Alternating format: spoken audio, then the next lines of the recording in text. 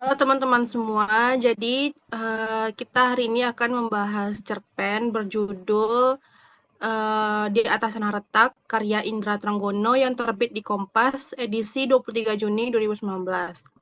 Jadi cerpen ini menceritakan di awalnya itu penemuan sebuah jasad yang tergantung di atas pohon yang diketahui bernama Maruti. Saat jasadnya diturunkan, itu diiringi oleh tangisan keluarganya. Namun berbeda dengan neneknya yang mengatakan bahwa Maruti ini sebelumnya sudah berkali-kali untuk mencoba bunuh diri. Nah, lalu kita dibawa flashback ke masa lalu oleh si penulis, di mana saat Maruti ini masih hidup. Nah, Maruti ini dikenal oleh warga sebagai anak pekerja keras, dia cantik, dan dia adalah seorang gadis lugu.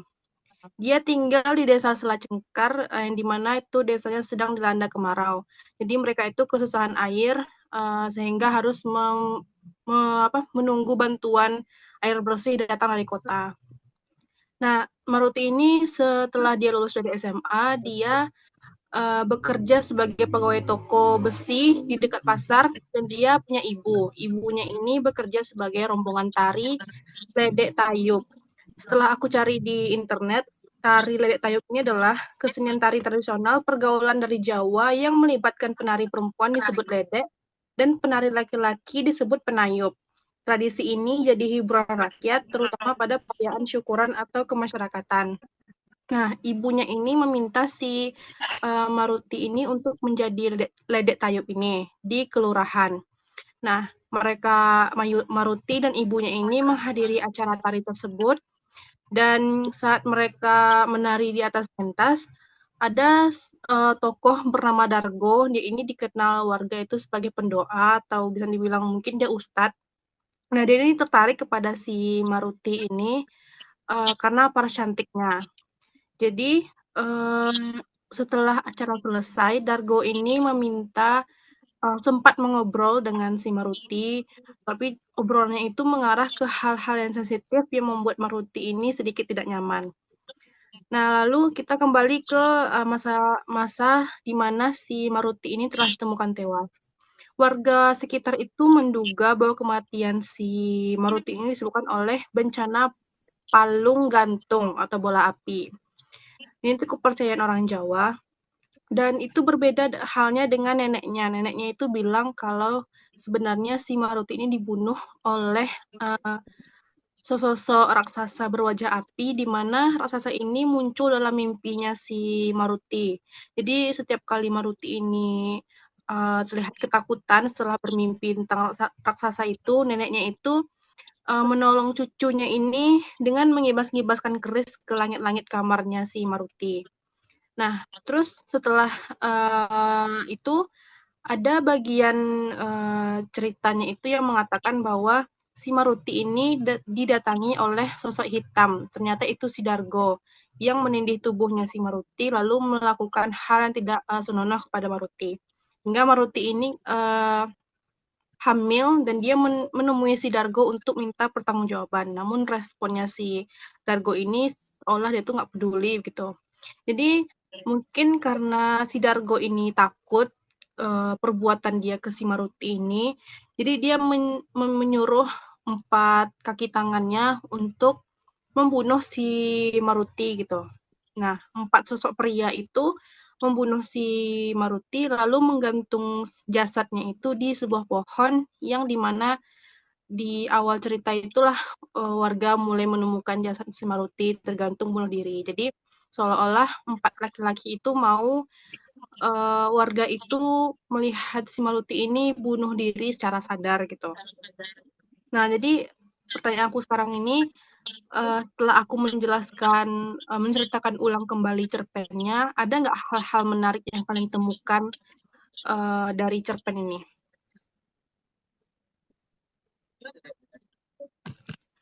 Nah, Ada tidak? kalau saya ada dia.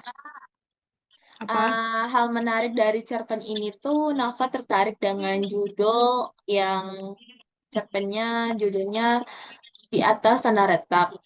Di sini awalnya Nafa mengira cerpen ini tuh menceritakan sebuah desa yang mengalami kekeringan. Nah, terjadilah fenomena alam seperti keretakan tanah. Namun, setelah Nafla baca ceritanya, rupanya menceritakan tentang gadis yang dibunuh secara mistis atau dengan cara gaib, kemudian digantungkan dirinya. Hal inilah yang membuat Nafla tertarik untuk membacanya. Dan dia digantungkan dirinya tuh di pohon randu yang dikatakan dalam cerita itu pohon itu angker gitu. Dan cerita ini bisa dibilang mengandung banyak hal yang mistis. Itu menurut Nafla hal menariknya gitu. Apakah yang lain ada? Kalau menurut Putri, yaitu yang menarik pesan moral dari cerpen ini, yaitu pentingnya memahami masalah secara rasional, bukan hanya kepercayaan pada mitos. Selain itu, kita juga diajak lebih peduli terhadap kondisi sosial dan tekanan psikologis orang lain. Kalau Menurutnya, menurut aku, biasanya kan cerpen-cerpen yang sering kita baca atau sebelum-sebelum kita baca itu kan pakai bahasa yang kita tahu kan, kayak bahasa Indonesia. Nah, cuman yang di novel ini ada bahasa Jawa dan gitu, jadi menarik aja untuk dibaca. Menurut Naima gimana? Kalau menurut aku cerpennya menarik, sama seperti Nisa. Memang kalau sering aku baca cerpen yang lain tuh mungkin bahasanya nggak pernah gunain yang bahasa daerah, tapi cerpen yang satu ini lebih melekat kepada sebuah peristiwa atau kejadian di suatu desa. Nah, di sini pun juga berhaluan mistis, seperti penggunaan eh, goib gitu kayak dukun, dan bahasanya pun ada bahasa Jawanya. Nah, yang tak kalah menariknya, memang kita tidak mengerti ya, kita bahasa Jawa itu kita nggak mengerti kan. Nah, di Iya. bawahnya itu dituliskan apa arti pengertiannya. Nah, membuat pembaca itu lebih mudah untuk memahami cerita cerpen. Ada yang ingin melontarkan pertanyaan nggak? Yang kalian bingung mau kalian tanyain? menurut kalian, bagaimana dengan alur cerita pada cerpen ini?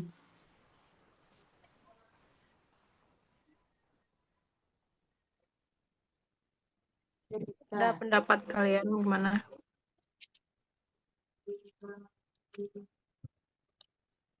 Kalau menurut Dari Nafa, Nisa, Naima, Kalau menurut Nafla, alur cerita ini bisa dibilang ya maju mundur. Soalnya di awal cerita kan menceritakan yang masa sekarang atau sebelum terjadinya kematian Maruti. Lalu kita membaca dari tengah cerita sampai akhir cerita, barulah diceritakan bagaimana Maruti itu menikah. Itu menurut Nafla. Apakah yang lain juga ada yang ingin menambahkan? Kalau aku sih maju mundur ya, karena di awal itu langsung penemuan mayat si Maruti. Nah, biasanya pada cerpen lain itu biasanya itu kejadian akhir kan. Nah, lalu kembali ke masa lalu.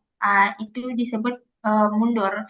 Nah, diceritakanlah kehidupan Maruti saat mencari air, bekerja, lalu dipaksa untuk menari.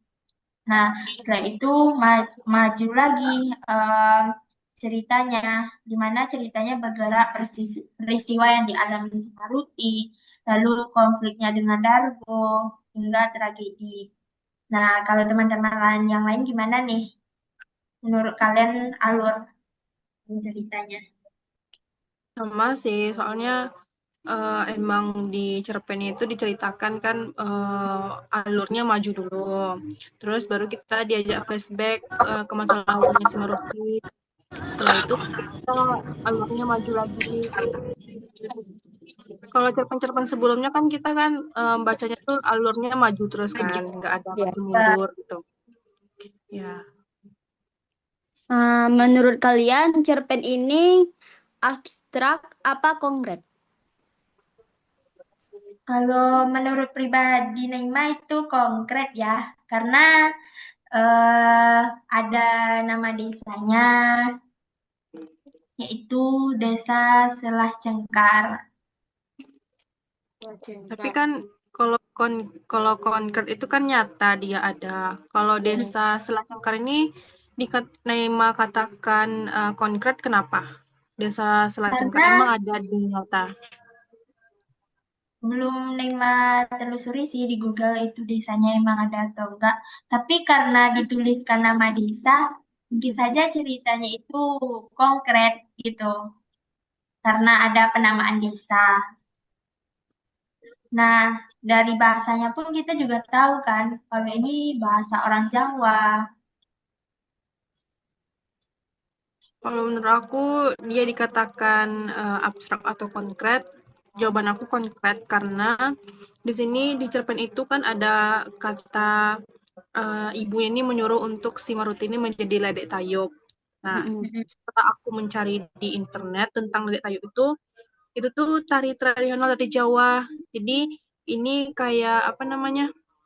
Kayak membenarkan bahwa ledek tayub itu memang ada gitu, emang ada tarinya.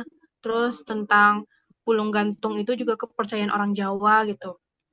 Kalau dikatakan konkret dari sisi melihat desanya, menurut aku itu lebih ke abstrak. Karena desanya kan kita tidak tahu ada di mana gitu. Iya.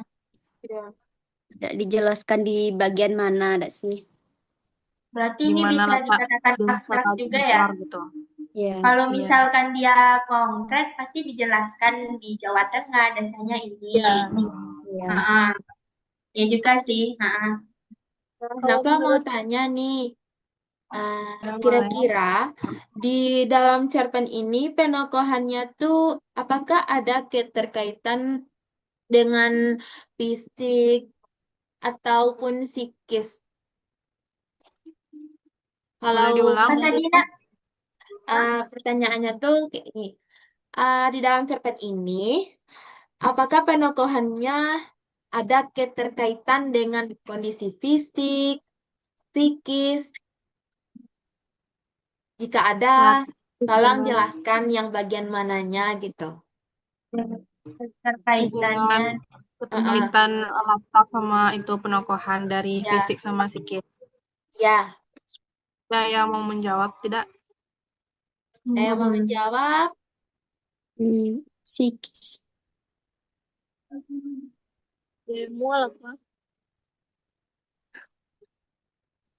Dari Naima, Nisa, ada yang menjawab. Ya. Kira-kira yang bagian mana itu yang berhubungan gitu.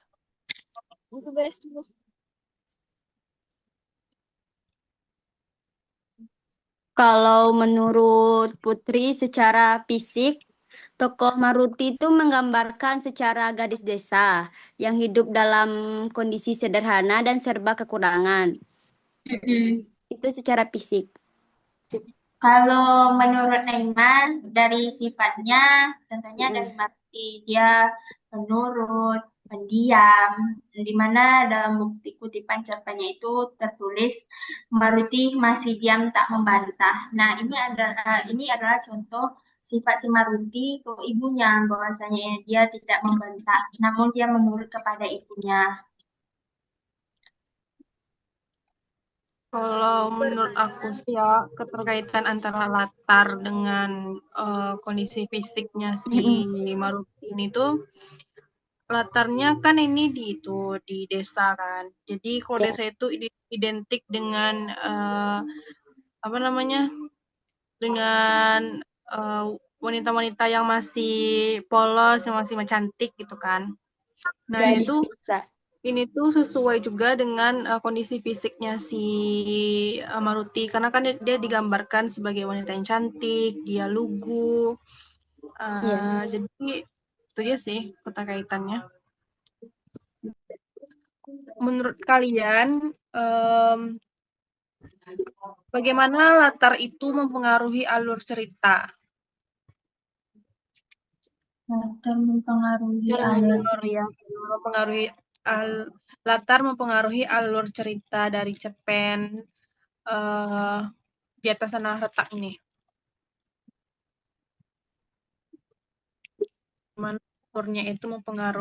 Bagaimana latarnya itu mempengaruhi alur cerita. Kalau apa tadi dia? Bagaimana Apakah latar? latarnya mempengaruhi alur cerita dari cerpen ini.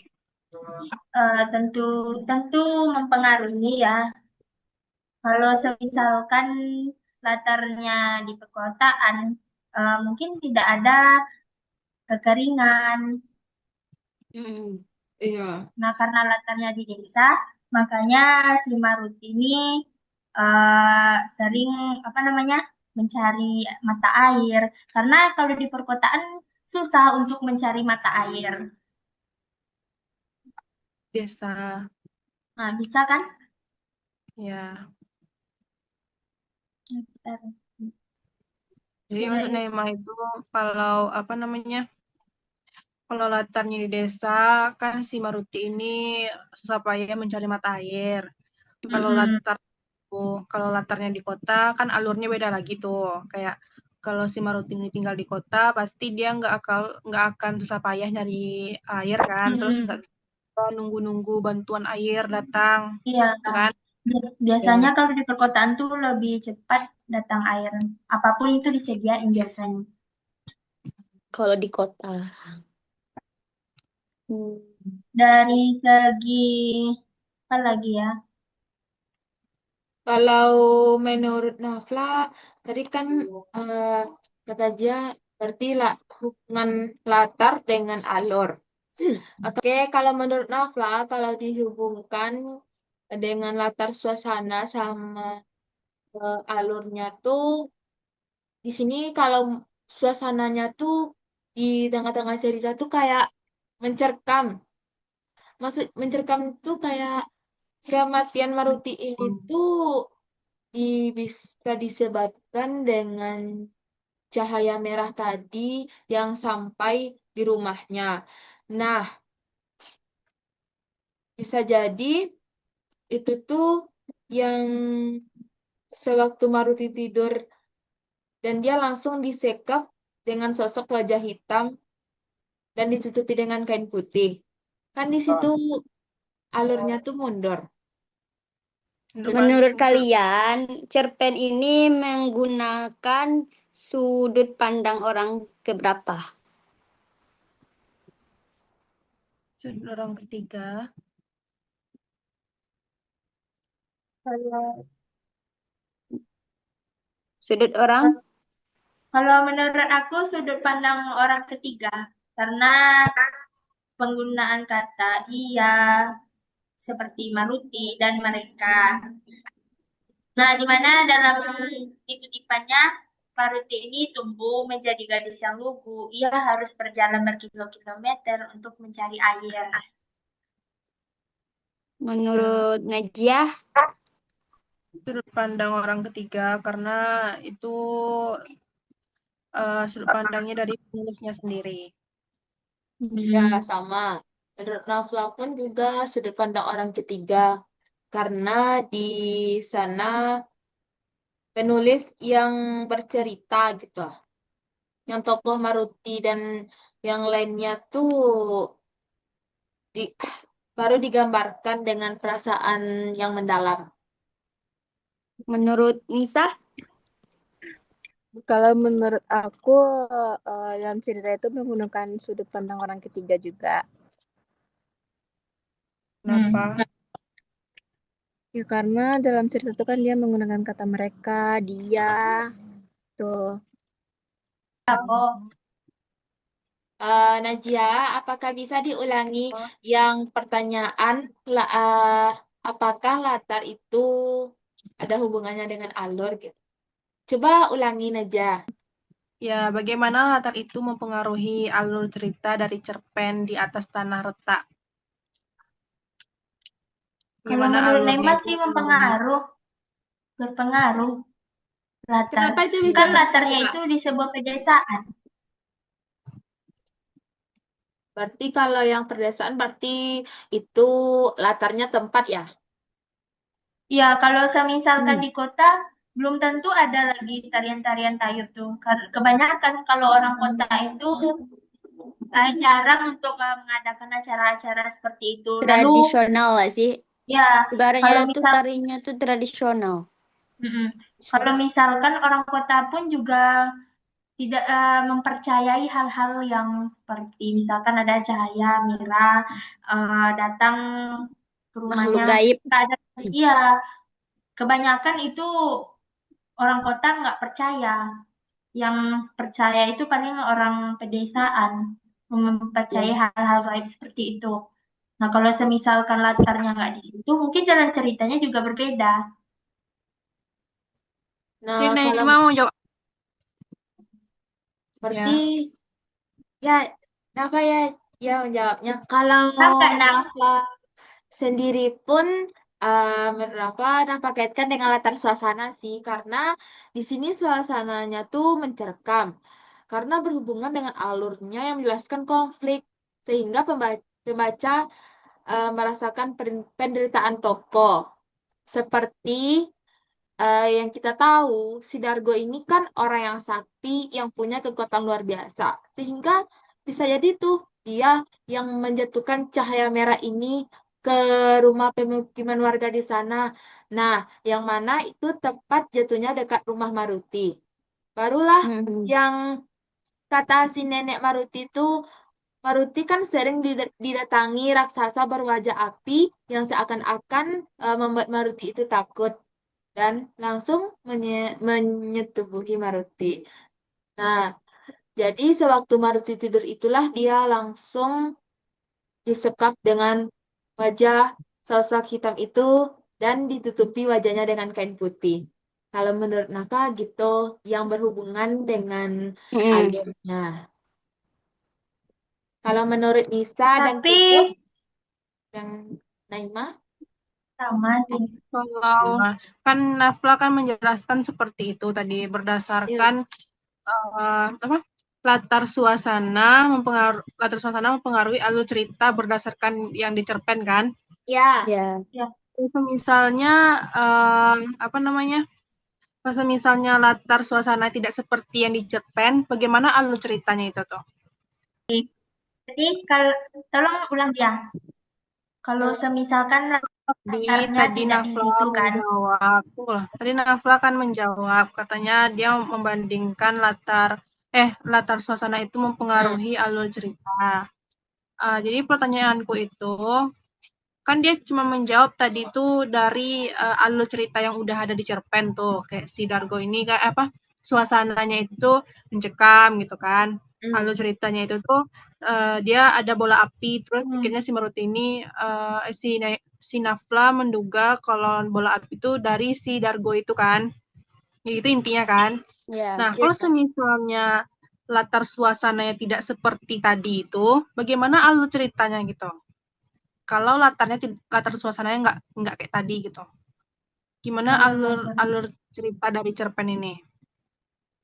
Kalau menurut Putri, alur ceritanya si Maruti ini nggak bakal hamil dengan oh, si Dargo. Dargo, ya iya Darga. Dargo. Dargo.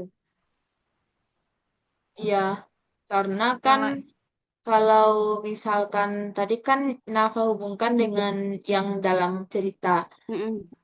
Kalau benar yang dikatakan Puput, bisa jadi si Maruti ini tidak akan hamil dan tidak akan Di eh hal yang ini. Melakukan hal bukan hal yang itu gitu.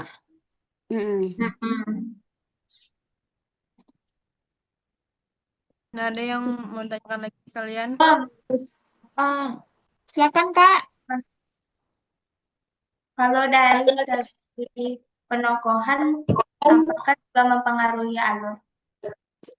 Nokohan. Penokohan mempengaruhi alur. Nah, atau jalannya cerita. Apa guys? Penokohan dari siapa? Kalau dari Dargo, Dargo. Berarti bagaimana penokohan dari Dargo ini mempengaruhi alur cerita? Mm-mm. Hmm. Ada nggak yang mau jawab? Najia, menurut Najia, Penokohan dari Dargo ini dikatakan mempengaruhi alur cerita karena dari cerpen ini kan si Dargo ini digambarkan sebagai sosok yang tokoh yang dipandang baik kan sama warga. Ya dibilang pendoa juga, yang istilah tuh dia tuh kayak ustadz gitu loh di desanya gitu. Nah, kan alur ceritanya itu apa namanya, si Dargo ini ceritakan di tengah cerita dia jadi jahat gitu kan, dia melakukan hal tidak senonoh sama si Maruti gitu. Nah, kalau semisalnya penokohan dari si Dargo ini dia digambarkan benar-benar baik, dia tuh nggak jahat, nggak dibikin jahat di tengah cerita, pasti alurnya itu bakal beda. Pasti alur itu si Maruti ini nggak bakal hamil, terus Maruti ini dia nggak bakal apa namanya, nggak bakal meninggal, dihantu-hantuin. ya Juga nggak bakal terbunuh juga nggak bakal kan. meninggal, ya. Jadi itu kalau menurut Nafla, Putri, Nisa gimana? Penokohan dari si Dargo ini mempengaruhi alur cerita?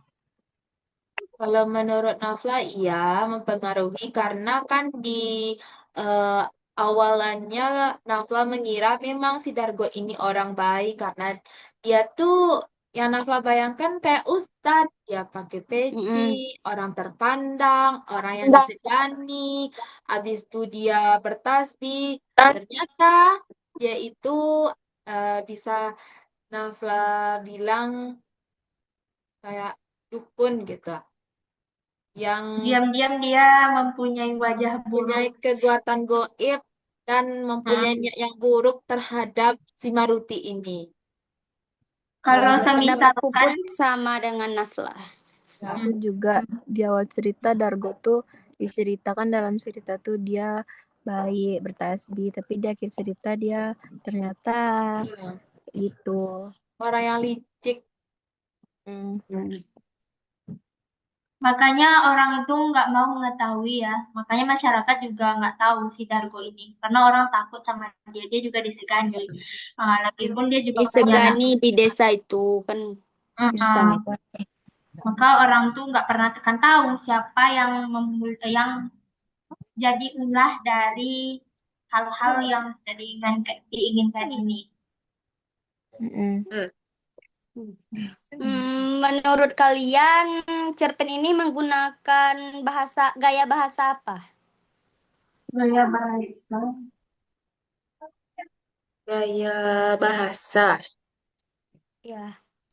Kalau menurut aku gaya bahasa itu menggunakan gaya bahasa deskriptif karena gaya bahasa yang banyak menggambarkan suasana gitu ada dalam ceritanya.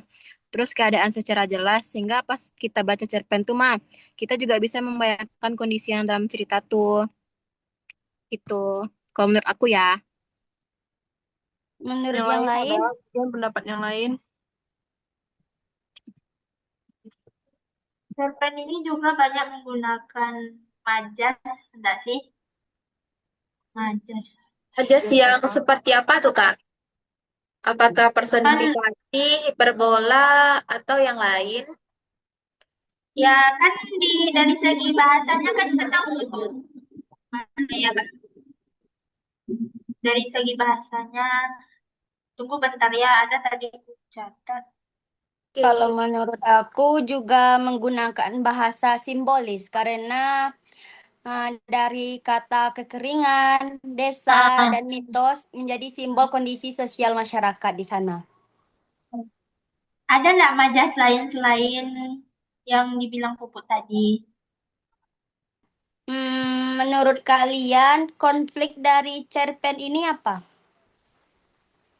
Menurut aku konfliknya itu tuh yang ditemukan dari cerpennya itu sebenarnya siapa yang membunuh si Maruti ini sebenarnya, karena ada beberapa kemungkinan dari cerpen ini karena disebutkan Maruti ini dibunuh oleh Sidargo.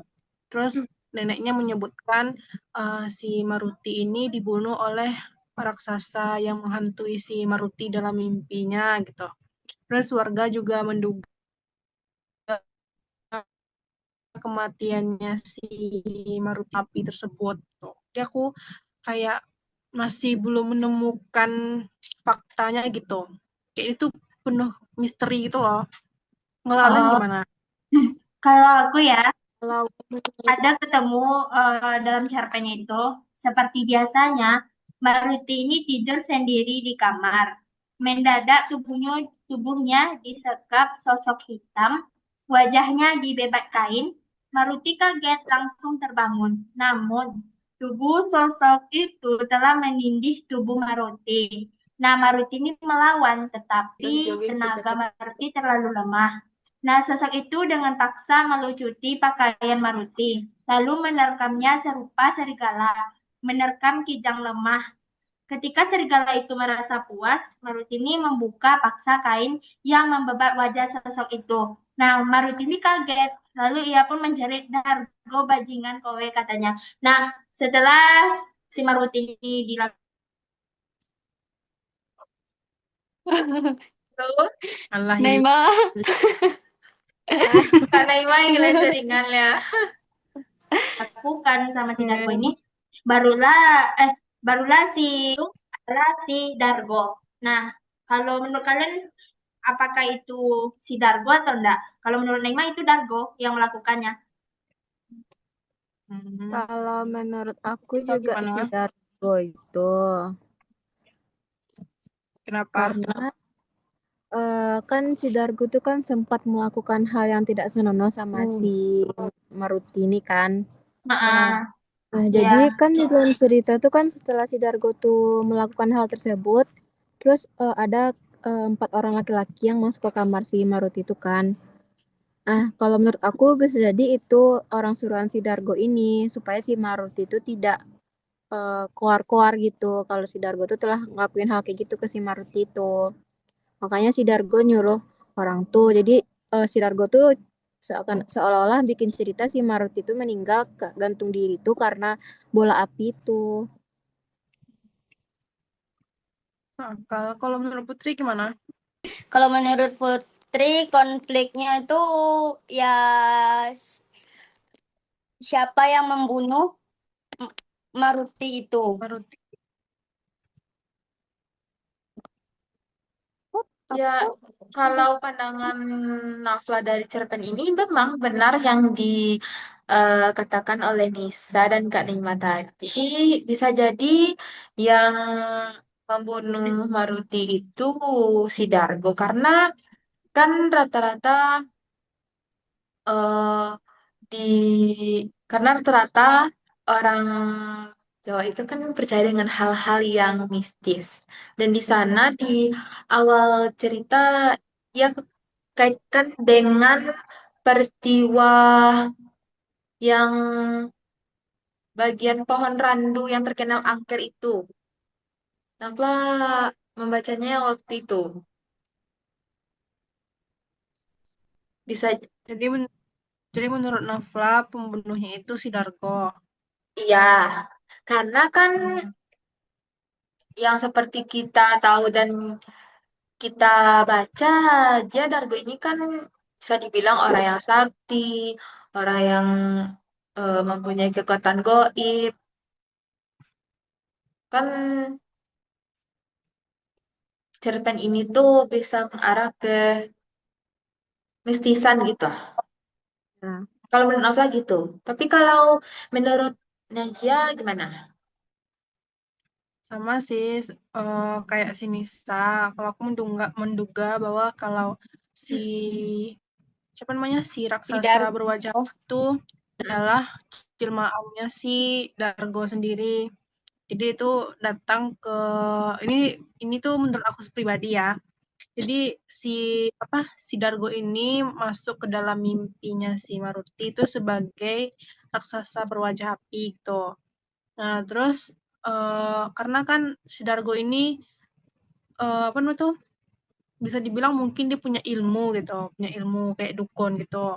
Jadi bisa aja dia tuh menjelma sebagai si raksasa berwajah api ini. Nah, terus di keesokan harinya dia menemui si Maruti ini dengan wujud dia sendiri gitu. Cuman digambarkan sosok hitam terus wajahnya ditukain gitu kan. Jadi ya menurut aku tuh pembunuhnya si Dargo sendiri sih. Dan si raksasa itu sebenarnya si Dargo juga gitu. Si Dargo, ya. Karena mungkin saja dia seorang dukun kan atau orang hebat. Wah, Ya. ya. Heeh. Oke, jadi apakah teman diskusi ini kalian bisa pahami? Ada lagi mau kalian tanyakan? Tidak. Saya rasa sih cukup. Ya. Oke, jadi kita akhiri diskusi hari ini. Terima kasih buat teman-teman semua karena udah mau kita membahas bareng-bareng cerpen ini ya. Jadi sampai ketemu lagi. Dadah, Assalamualaikum. Dadah. Dadah. Waalaikumsalam.